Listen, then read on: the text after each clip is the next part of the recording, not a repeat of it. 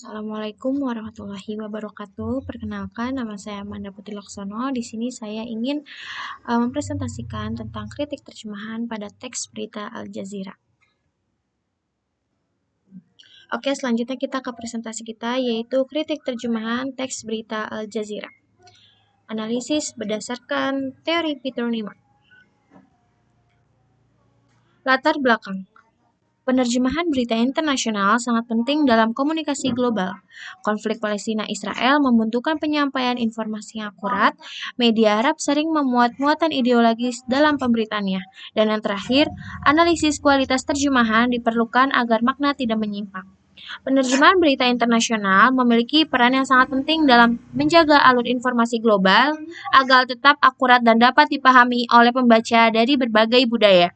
Dalam konteks konflik Palestina-Israel, penerjemahan yang baik sangat dibutuhkan karena berita yang diterbitkan seringkali memuat muatan politik, kemanusiaan, dan ideologi yang sensitif.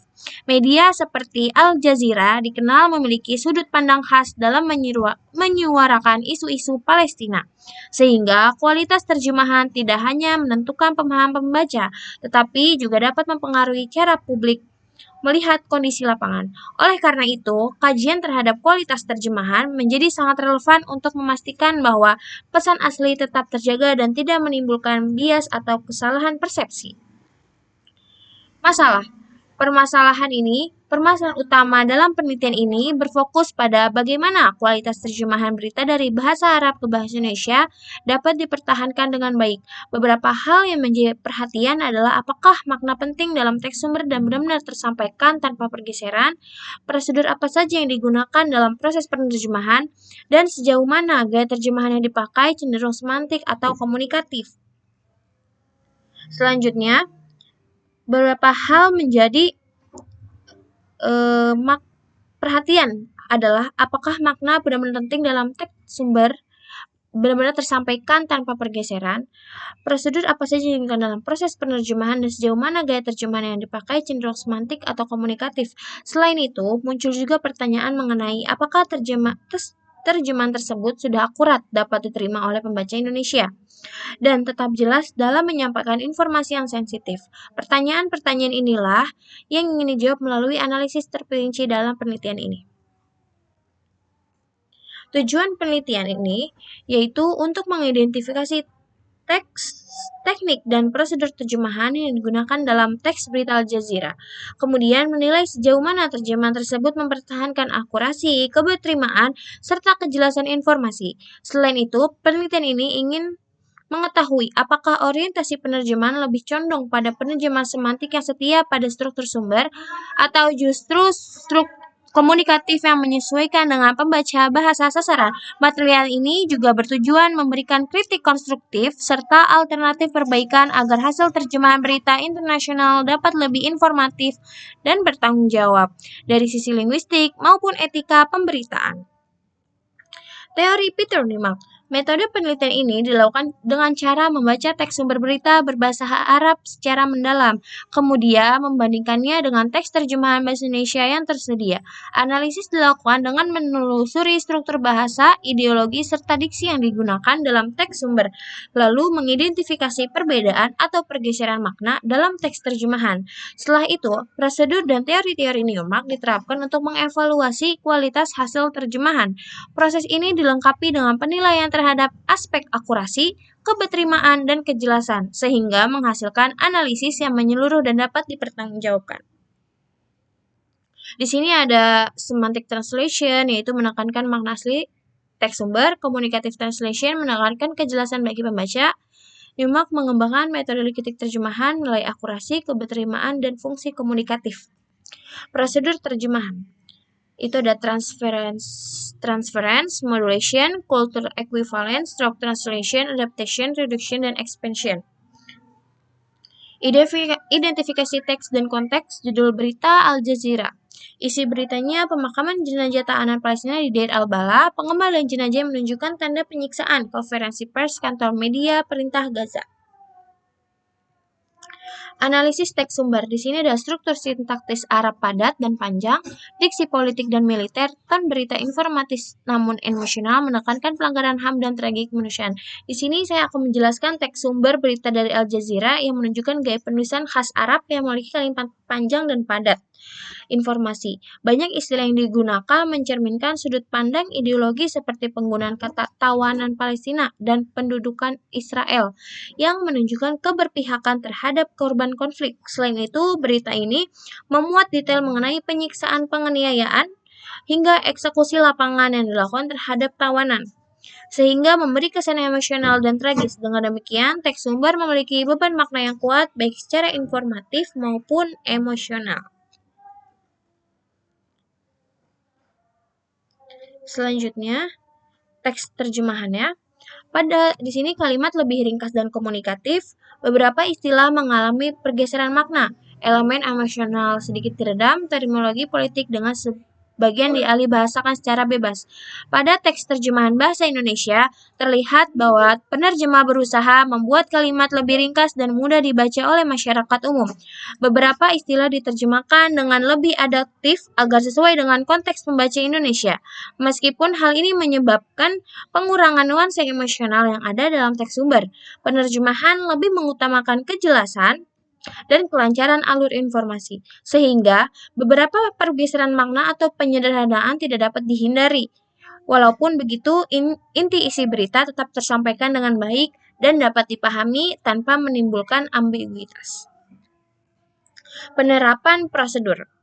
Prosedur terjemahan. Dalam proses penerjemahan menggunakan beberapa prosedur menurut Peter Newmark, seperti modulasi yang mengubah struktur kalimat Arab yang panjang menjadi bentuk yang lebih logis dan dalam bahasa Indonesia. Transference digunakan ketika nama tempat dan tokoh dipertahankan apa adanya agar tidak menimbulkan kekeliruan. Kulturan ekuivalen diterapkan dalam istilah budaya dan politik tertentu yang sudah dikenal oleh masyarakat Indonesia. Selain itu, trope translation tampak pada istilah umum yang memang diterjemahkan sesuai padanan baku bahasa Indonesia. Prosedur ini membantu menjaga keseimbangan antara akurasi dan keterbacaan. Selanjutnya, evaluasi kualitas, yaitu akurasi cukup baik, inti makna tersampaikan, keberterimaan sesuai kaidah bahasa jurnalistik Indonesia, kejelasan tinggi, mudah dibaca masyarakat umum. Di sini saya akan menjelaskan akurasi, keberterimaan, serta kejelasan. Analisis akurasi menunjukkan bahwa sebagian besar makna penting dalam teks sumber tetap berhasil disampaikan.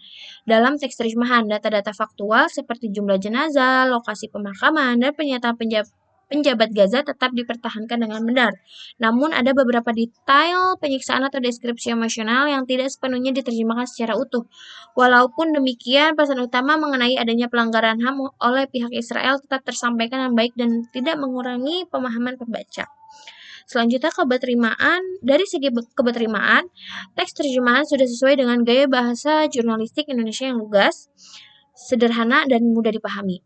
Pembaca Indonesia dapat mengikuti alur informasi tanpa kesulitan, dan tidak ada kalimat yang terasa janggal atau membingungkan. Pemilihan diksi dalam terjemahan juga cenderung netral dan tidak perlu emosional, sehingga memberikan kesan profesional dan objektif. Hal ini membuat teks terjemahan dapat diterima dengan baik oleh pembaca umum, dan tidak menimbulkan kesalahpahaman. Selanjutnya, analisis kejelasan.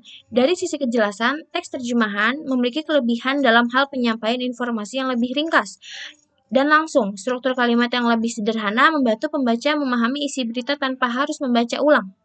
Informasi sensitif seperti penyiksaan dan eksekusi juga disampaikan dengan bahasa yang jelas dan tidak ambigu, sehingga pesan kemanusiaan yang ini disampaikan tetap terjaga. Walaupun unsur emosional berkurang, kejelasan informasi menjadi lebih kuat dan mudah diakses. Jadi dari kritik terjemahan, secara lengkapnya, secara umumnya sudah baik. Tetapi beberapa bagian yang dapat kritik, salah satunya pengurangan nuansa emosional yang sebenarnya menjadi unsur penting dalam teks sumber. Penerjemahan juga mungkin terlalu fokus pada keterbacaan sehingga beberapa frasa yang harusnya menunjukkan tragisnya situasi menjadi terasa lebih netral. Selain itu, beberapa istilah politik lebih baik dipertahankan secara literal. agar tidak mengaburkan makna asli. Kritik ini penting untuk meningkatkan kualitas terjemahan berita agar tetap sensitif terhadap konteks. Kesimpulannya, secara keseluruhan, terjemahan teks berita Al Jazeera ini cenderung menggunakan pendekatan komunikatif translation, yaitu terjemahan yang mengutamakan kenyamanan dan pemahaman pembaca sasaran, walaupun dalam teks Arab kurang. Ini inti pesan tetap tersampaikan dengan efektif.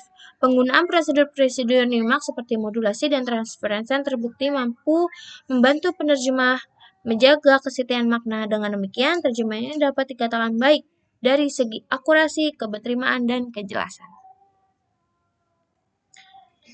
Penutupnya, di sini saya sudah rangkum.